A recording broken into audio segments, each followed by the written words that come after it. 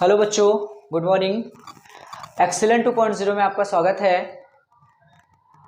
बेटा आज हम अपनी 10th क्लास की वीडियो को आगे कंटिन्यू कर रहे हैं। इसके लास्ट वाले वीडियो में हमने बेटा देखा था कि माध्यम का अपवर्तनांक क्या होता है, उस पर डिस्कस किया था कि अलग अलग माध्यम का अपवर्तनांक क्या क्या होता है। जैसे जल का अपवर्तनांक क्या होता है, कांच का कितना होता है, हीरे का कितना होता है, और इन सब माध्यम में प्रकाश की चाल क्या होती है। इन सब चीज़ों के बारे में हमने डिस्कस कर लिया था कि किस तरह से हम किसी भी माध्यम की चाल फाइंड आउट करेंगे कि उस माध्यम में प्रकाश की चाल कितनी होगी। ये चीज़ें हमने क्या किया था बेटा, अपने लास्ट वाले वीडियो में डिस्कस कर लिया था। ठीक है, तो आज हम एक नया टॉपिक स्टार्ट करते हैं बेटा, जिसका नाम है सापेक्ष अपवर्तनांक। क्योंकि एग्जाम में बेटा आपको 1-2 नंबर का एक न्यूमेरिकल देखने को मिल जाता है। तो सबसे पहले हम आपको बताएंगे बेटा पढ़ना, सापेक्ष अपवर्तनांक कैसे पढ़ते हैं। ठीक है, तो देखो ध्यान से, हेडिंग लगा लो आप लोग बेटा, सापेक्ष अपवर्तनांक। सापेक्ष अपवर्तनांक। तो बेटा सापेक्ष अपवर्तनांक की बात करेंगे तो देखो ध्यान से, क्या देखना है आपको कि हमने बताया था बेटा अपवर्तनांक को किससे लिखते हैं, म्यू से, या किसी किसी बुक में बेटा स्मॉल एन से लिखते हैं। तो म्यू क्या है, हमारा अपवर्तनांक है। ठीक है ना, और अगर हमने लिख दिया यहाँ पे म्यू जी, तो इसका मतलब आप इसको पढ़ोगे कि कांच का अपवर्तनांक। जी का मतलब क्या होता है, ग्लास, ग्लास मतलब कांच, कांच का क्या बेटा, अपवर्तनांक। ऐसे पढ़ते हो ना, ठीक है। लेकिन अगर हमने ऐसे लिख रखा है कि म्यू जी डब्ल्यू, जी का मतलब कांच, डब्ल्यू का मतलब क्या होता है, जल, वाटर, वाटर मतलब क्या होता है बेटा, जल। तो इसको पढ़ेंगे क्या, कांच का अपवर्तनांक किसके सापेक्ष, जल के सापेक्ष। क्या पढ़ेंगे बेटा इसको, कांच का अपवर्तनांक जल के सापेक्ष, जल के सापेक्ष। ठीक है, अगर ऐसे लिखा है म्यू जी डब्ल्यू, तो आप इसको पढ़ोगे कांच का क्या बेटा, अपवर्तनांक किसके सापेक्ष, जो जी के बाद लिखा है उसके सापेक्ष। कुछ भी लिखा जा सकता है। तो ये म्यू जी डब्ल्यू लिखा है, इसको हम पढ़ रहे हैं कांच का अपवर्तनांक किसके सापेक्ष, जल के सापेक्ष। ठीक है, अगर हम ऐसे लिखते बेटा इसी चीज को म्यू डब्ल्यू जी लिखते हैं, तो आप इसको क्या पढ़ते, अब जल का अपवर्तनांक किसके सापेक्ष बेटा, कांच का अपवर्तनांक। तो अब इसको क्या पढ़ेंगे, जल का अपवर्तनांक, जल का अपवर्तनांक किसके सापेक्ष, कांच के सापेक्ष। ठीक है बेटा, ऐसे भी लिखा जाता है इसी चीज को, कभी कभी बुक में ऐसे भी लिखता है म्यू जी डब्ल्यू। तो आप इसको भी तब भी वही चीज पढ़ो बेटा कि कांच का अपवर्तनांक किसके सापेक्ष, जल के सापेक्ष। इस चीज को कैसे लिख सकते हो यहाँ पे बेटा, म्यू डब्ल्यू जी। इस चीज को क्या पढ़ोगे बेटा, जल का अपवर्तनांक किसके सापेक्ष, कांच के सापेक्ष। ठीक है, तो ये पढ़ने का तरीका है। जैसे मैं अगर इस चीज को ऐसे लिखूं बेटा, म्यू डी जी का मतलब क्या होगा, तो डी मतलब हीरा मतलब डायमंड, जी मतलब क्या, ग्लास मतलब कांच। इसको क्या पढ़ोगे, हीरे का अपवर्तनांक किसके सापेक्ष, कांच के सापेक्ष। तो इसको आप लिख सकते हो हीरे का अपवर्तनांक,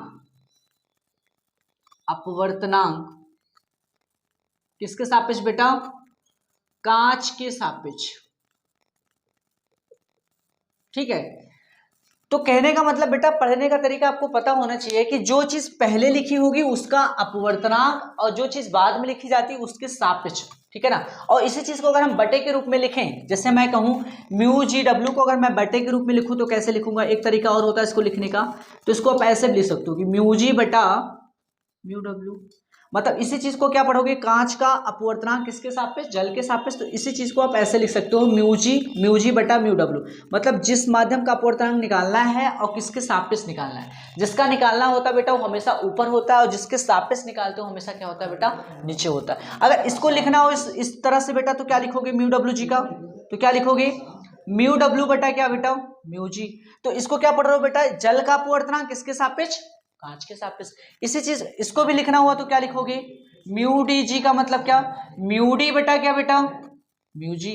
मतलब हीरे का अपवर्तनांक किसके सापेक्ष, कांच के सापेक्ष। ठीक है, तो ये तरीका है बेटा पढ़ने का, कि पहले तो हमने आपको पढ़ने का तरीका बताया कि किस तरह से आप पहचानोगे क्या हमसे पूछा जा रहा है। इसमें 2 नंबर का सवाल आता है बेटा। ठीक है, तो बस यही पूछता, कभी परिभाषा वगैरह कभी ये नहीं आता कि आप सापेक्ष अपवर्तनांक बताओ क्या होता है। ठीक है, बट हाँ इसमें सवाल आ जाता है। तो 2 नंबर मैं आपको बता दूं, सबसे पहले पढ़ने का तरीका कि किस तरह से पढ़ोगे, क्या चीजें आपसे पूछा जा रहा है। ठीक है, तो तरीका तो आपको पता चल गया होगा बेटा कि पढ़ते कैसे हैं। जैसे मैं अगर लिखूं ऐसे बेटा, जैसे मैंने लिखा म्यू 4 5, तो μ4 5 को क्या पढ़ेंगे, माध्यम 4 का अपवर्तनांक किसके सापेक्ष बेटा, माध्यम 5 के सापेक्ष। इसको बटे के रूप में लिखे तो क्या लिखेंगे, μ4 बटा क्या, μ5, मतलब 4 का अपवर्तनांक किसके सापेक्ष, 5 के सापेक्ष, ठीक है ना। तो जिसका अपवर्तनांक निकालते हैं वो हमेशा ऊपर होता है, जिसके सापेक्ष निकालते हैं वो कहाँ होता है बेटा, नीचे होता है, ठीक है। तो ये है पढ़ने का तरीका। अब इसमें सवाल कैसे पूछा जाता है वो चीज मैं आपको डिस्कस करके बताता हूँ, ठीक है। तो देखो कैसे पूछा जाता है सवाल, ये चीजें आप समझो, ठीक है बेटा। जैसे मैं आपसे क्वेश्चन ये कहूँ कि बेटा चलो मैं आपको क्वेश्चन दे रहा हूँ, जैसे मैंने कहा कि कांच का अपवर्तनांक आपको दे रखा है, कांच का अपवर्तनांक दे रखा है, मतलब किससे लिखते हैं बेटा, म्यूजी, म्यूजी का मान दे रखा है बेटा, मान लेते हैं 3/2 रखा है। और आपको दे रखा है बेटा जल का अपवर्तनांक, आपको क्वेश्चन में दे रखा है जल का अपवर्तनांक दे रखा है 4/3, और जल के अपवर्तनांक को किससे लिखेंगे, μw, तो इसको क्या लिखेंगे 4/3, ठीक है ना। और तीसरा चीज आपको दे रखा है हीरे का अपवर्तनांक, हीरे का अपवर्तनांक, हीरे का अपवर्तनांक क्या किससे लिखते हैं, μd से लिखते हैं। मैंने कह दिया बेटा इसका मान दे रखा है 12/5। तो आपसे कहा गया बताओ बेटा कि सबसे पहले आप ये बताओ μd(g) की क्या होगा, दूसरा चीज आपसे पूछा गया μd(w) क्या होगा, तीसरा चीज पूछा गया μg(w) क्या होगा, और चौथा चीज पूछा गया बेटा μwg क्या होगा, ठीक है। और पांचवा चीज आपसे पूछ लिया गया μgd। तो यहाँ पे 5 चीजें आपसे पूछा जा रहा है। क्वेश्चन में क्या क्या दे रखा है, आपको बोला गया कि कांच का अपवर्तनांक 3/2 है, जल का अपवर्तनांक 4/3 है, और हीरे का अपवर्तनांक 12/5 है। तो आपसे पूछा गया कि पहला आप μdg का मान बताओ, दूसरा पूछा गया μdw का मान बताओ, तीसरा पूछा गया μgw का मान बताओ, चौथा पूछा गया μwg का मान बताओ, और पांचवा पूछा गया बेटा μgd का मान बताओ।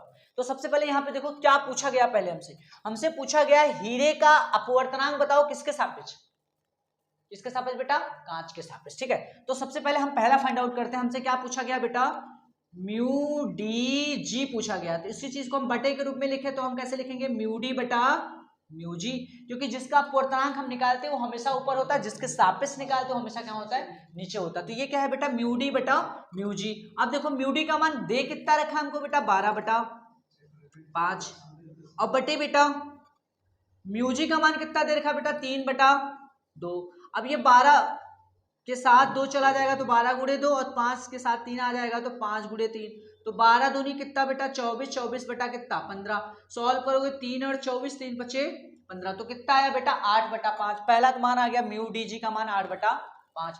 दूसरा आपसे पूछा है कि भैया μdw बताओ, तो μdw को कैसे लिखोगे बेटा, μd बटा μw, μd बटा क्या बेटा μw, क्योंकि हमसे पूछा गया है कि हीरे का अपवर्तनांक बताओ किसके सापेक्ष, जल के सापेक्ष। तो इसको हम ऐसे लिख सकते हैं जिसका अपवर्तनांक निकालना वो हमेशा ऊपर, जिसके सापेक्ष निकालना हमेशा नीचे। तो μd का मान कितना दे रखा 12/5, और μw का मान कितना दे रखा बेटा 4/3, ठीक है।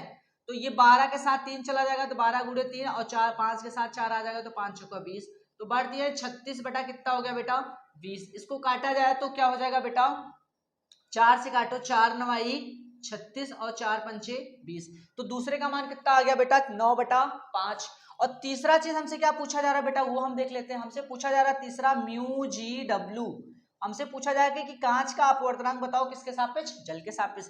इसको बटे के रूप में लिखे तो क्या हो जाएगा बेटा μg बटा μw, और μg का मान है कितना 3/2, और बटे μw का मान कितना है बेटा 4/3, 3 ऊपर चला गया 3 के साथ, तो 3 त्रिका 9, और 4 दूनी कितना बेटा 8, तो 9 बटा कितना आ गया 8। तीसरी चीज तो हम निकाल चुके बेटा। चौथी चीज क्या है, देखो ध्यान से, चौथी चीज आपसे ये पूछा जा रहा है कि μwg बताओ, μwg आपसे पूछा गया। चौथी चीज क्या बेटा, जल का अपवर्तनांक किसके सापेक्ष निकालना है, कांच के सापेक्ष। तो इसको आप ऐसे लिख सकते हो μw बटे μg। μw का मान कितना 4/3 दे रखा है, μg का मान कितना दे रखा है 3/2 रखा है, तो 4 के साथ 2 चला गया तो 4 दूनी 8 और 3 त्रिका 9, तो ये आ गया 8 बटा क्या आ गया बेटा 9। किसका मान आ गया बेटा μwg। और लास्ट आपसे क्या पूछा है बेटा, पांचवा वाला आपसे पूछा गया है μgd।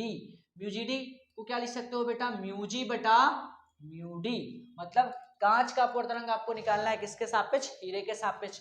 तो सब वैल्यू आपको दे रखा है। म्यू जी का मान 3/2, म्यू डी का मान 12/5, ये 5 3 के साथ चला गया तो 3 बचे 15 और 12 दूनी कितनी होगी बेटा 24। तो आ गया बेटा म्यू जी डी 3 × 5 = 15/24। इसको सॉल्व करोगे बेटा तो 5/8। ठीक है, तो आपको एक चीज यहाँ पे देखा गया बेटा, क्या चीज देखना है, हम देख रहे हैं सबका पांचों का मान हमने निकाला, हमसे जो पूछा था वो चीजें हमने फाइंड आउट किया। लेकिन एक चीज यहाँ पे देखने को क्या मिला बेटा आपको कि पहले कंडीशन में देखो बेटा 8/5 आया है, तो यहाँ जो सापेक्ष अपवर्तनांक आया है बेटा वो 1 से ज्यादा आएगा। जब हम 8 में 5 का भाग देंगे तो 1 पॉइंट समथिंग करके आएगा। दूसरे में देखो 9/5 आया, यहाँ भी 1 से ज्यादा आएगा 5 का भाग देंगे तो। तीसरे में बेटा 9/8 आया है, यहाँ भी 1 से ज्यादा आ रहा है। चौथे चीज में देखो बेटा 8/9 आया है। 8/9 मतलब जब हम क्या करेंगे 8 में 9 का भाग देंगे तो अपवर्तनांक जो आएगा बेटा वो 0 पॉइंट समथिंग करके आएगा, मतलब 1 से कम आएगा। पांचवी वाले स्थिति में बेटा इसमें भी बेटा 5/8 है, इसका मतलब 8 का भाग देंगे तो क्या हो जाएगा बेटा 0 पॉइंट समथिंग करके आएगा, मतलब 1 से कम आएगा। तो हम कह सकते हैं एक चीज यहाँ पे फैक्ट आपसे पूछा जाता है ऑप्शनल में कि सापेक्ष अपवर्तनांक का मान क्या होता है, 1 से कम होता है या 1 से बड़ा होता है या 1 के बराबर होता है। ठीक है बेटा, तो आप याद रखना बेटा सापेक्ष अपवर्तनांक का मान 1 से बड़ा भी हो सकता है और 1 से छोटा भी हो सकता है, क्योंकि हम देख रहे हैं कि इस यहाँ पे वैल्यू 1 से ज्यादा आएगी, यहाँ भी वैल्यू 1 से ज्यादा आएगी, लेकिन इस कंडीशन में जो वैल्यू आएगी बेटा सापेक्ष अपवर्तनांक का वो क्या आएगा 1 से कम आएगा। यहाँ पे जो आएगा बेटा वो भी 1 से कम आएगा। तो आपको एक नोट पॉइंट करके क्या लिखना है, ये चीज है कि सापेक्ष अपवर्तनांक का मान क्या होता है बेटा 1 से ज्यादा भी हो सकता है और 1 से कम भी हो सकता है। बट अगर आपसे कहा जाए कि अपवर्तनांक का मान क्या होगा तो आप याद रखना कि अपवर्तनांक का मान हमेशा 1 से ज्यादा होता है और 1 के बराबर हो सकता है। 1 से कम कभी जिंदगी में नहीं होता अपवर्तनांक। सापेक्ष अपवर्तनांक आपका क्या हो सकता है बेटा 1 से कम भी हो सकता है और 1 से ज्यादा हो सकता है। तो ये बेटा ऐसे क्वेश्चन आपको करने पड़ेंगे, जब भी आएगा एग्जाम में तो आपको ये सारी चीजें मेंशन कर देगा, कह देगा कि हीरे का अपवर्तनांक कितना है, कांच का अपवर्तनांक कितना है, जल का अपवर्तनांक इतना है। आप ज्ञात कीजिए कि हीरे के सापेक्ष जल का अपवर्तनांक कितना होगा या कांच के सापेक्ष हीरे का अपवर्तनांक कितना होगा।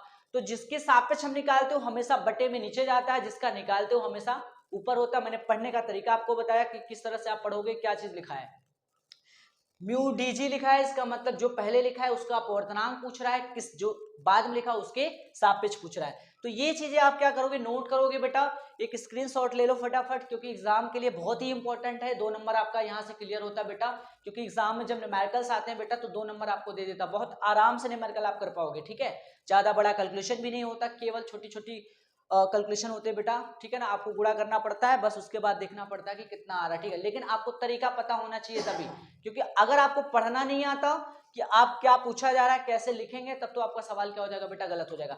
तो फटाफट इसका एक स्क्रीनशॉट लो। अब हम इसके बाद थोड़ा सा डिस्कस करेंगे बेटा कि डेंसर मीडियम क्या होता है और रेयर मीडियम क्या होता है। मतलब माध्यम जो होते हैं बेटा, मतलब सघन माध्यम क्या हो सकता है और विरल माध्यम, कैसे पहचान करोगे बेटा कि कौन सा माध्यम सघन है कौन सा विरल है। ठीक है, तो फटाफट इसका एक स्क्रीनशॉट लो। अब हम यहाँ पे डिस्कस करने वाले हैं सघन और विरल माध्यम।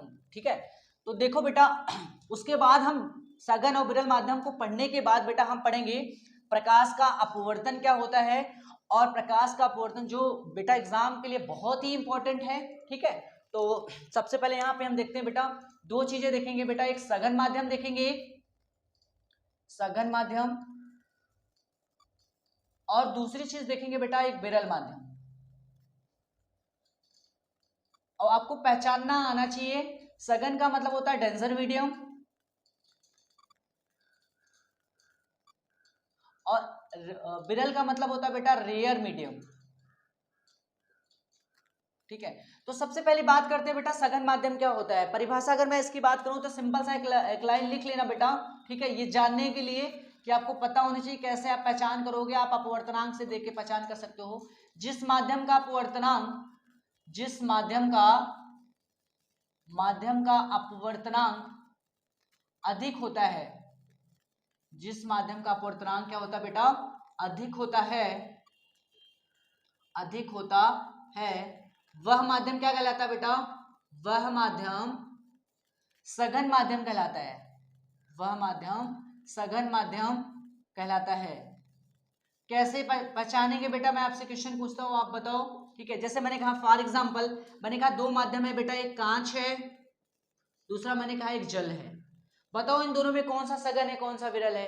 तो आप चेक करोगे बेटा ना, कैसे पता करोगे, पता करने का तरीका ये है, मैंने आपको अपवर्तनांक लिखा रखा है, सबका अपवर्तनांक आप याद कर लो कि किसका अपवर्तनांक किसका होता है, कितना होता है। कांच का अपवर्तनांक आपको पता है बेटा कितना होता है, 3/2 या 1.50 कह सकते हैं। इसका अपवर्तनांक कितना होता है बेटा, 4/3, या इसको कह सकते हैं 1.33। तो हमें दिख रहा है बेटा कि इसका अपवर्तनांक ज्यादा है, इसका अपवर्तनांक क्या है, कम है। तो इन दोनों में सघन माध्यम कौन सा हुआ, डेंसर मीडियम कौन सा हुआ बेटा, हमारा कांच हुआ। तो हम देख के कैसे पता करेंगे कि किसका अपवर्तनांक ज्यादा है बेटा, वो सघन होगा। जैसे मैं कहूं कि चलो अच्छा बताओ आप, हीरा और दूसरा बेटा CO2, कार्बन डाइऑक्साइड, कौन सा सघन है कौन सा विरल है। तो आप जानते हो बेटा इसका अपवर्तनांक होता है 2.42, इसका अपवर्तनांक होता है 1.63। तो देख के पता चल रहा है बेटा इसका अपवर्तनांक ज्यादा है, इसका मतलब कौन सा माध्यम बेटा, डेंसर मीडियम। और जिसका अपवर्तनांक कम होता है वो कौन सा मीडियम होता है बेटा, रेयर मीडियम होता है। तो आप सघन और विरल की पहचान कैसे करोगे बेटा, अपवर्तनांक देख के कर सकते हो, ठीक है। तो ऐसे इसकी परिभाषा भी लिख सकते हो कि जिस माध्यम का अपवर्तनांक क्या होता है बेटा, कम होता है, उसे हम क्या कहते हैं, विरल माध्यम कहते हैं। इन दोनों में कौन विरल है, तो आप जानते हो कांच है, क्योंकि इसका अपवर्तनांक कम है, इसका अपवर्तनांक ज्यादा है, तो ये सघन और ये विरल। इन दोनों में कौन सा विरल है, तो आपको पता है बेटा CO2 क्या है, हमारा विरल है, ठीक है। लेकिन अगर इन दोनों में पूछा जाए कि जल और CO2 में बताओ कौन सघन है कौन विरल है, तो आप जानते हो बेटा तब ये क्या बन जाएगा, तब ये बन जाएगा आपका सघन, और फिर ये क्या बन जाएगा, फिर आपका विरल बन जाएगा। इसमें पूछा जाए बताओ, तो इसमें आप जानते हो बेटा इसका अपवर्तनांक ज्यादा, तो ये डेंसर और ये क्या हो जाएगा, फिर रेयर हो जाएगा, ठीक है बेटा। तो ये तरीका है बेटा सघन और विरल का पहचानने का, ठीक है। तो ये हमने जान लिया बेटा। अब हमको पढ़ने में क्या होगा बेटा, प्रकाश का अपवर्तन पढ़ने में क्या होगा बेटा, आसानी होगा, ठीक है।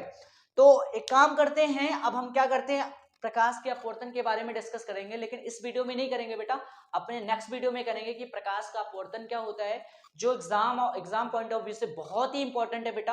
आपको बहुत अच्छे ढंग से उसको पढ़ना है और आने के चांसेस बहुत ज्यादा होते हैं एग्जाम में, ठीक है। तो आज के लिए बस इतना ही करते हैं इस वीडियो में, मिलते हैं नेक्स्ट वीडियो में, ठीक है बेटा।